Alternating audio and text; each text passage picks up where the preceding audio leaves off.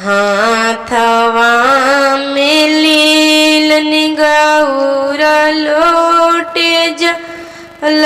पनिया हो पूजन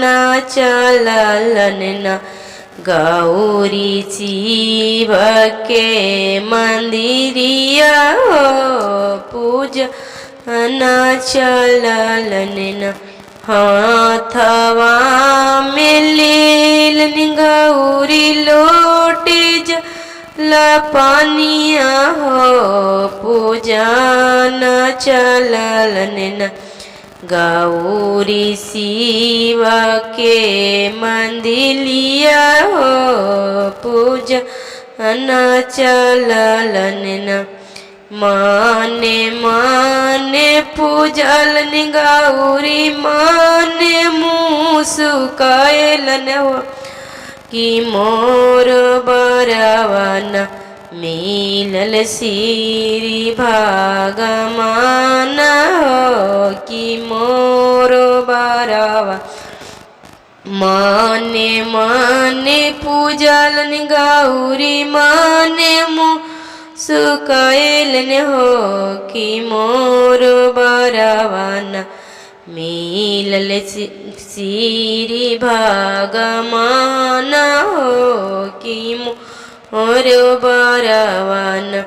कौनी बरात गौरा तू जे कैला कि तोर बरवन मिलल श्री भगवान हो कि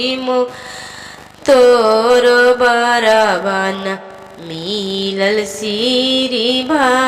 भगवान हो कि तोर बरवन कार्तिक मासे कार्तिक छठ कैलियो अगहन कैलिन अगहन कैलिए तबारा हो कि अगहन कैलिन हाथवा में लीलन गौरी लोटे जल पनिया हो पूजन चललन न गौरी शिव के मंदिरिया हो पूजन चललन न माने माने पूजलन गौरी माने सुकैलन हो कि मोर बरवन मिलल श्री भगवान हो कि मोर बरवन कौनी बरात गौरा तू जे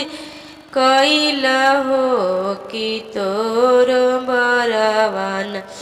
मिलल श्री भगवान हो कि तोर बरवन मिलल श्री भगवान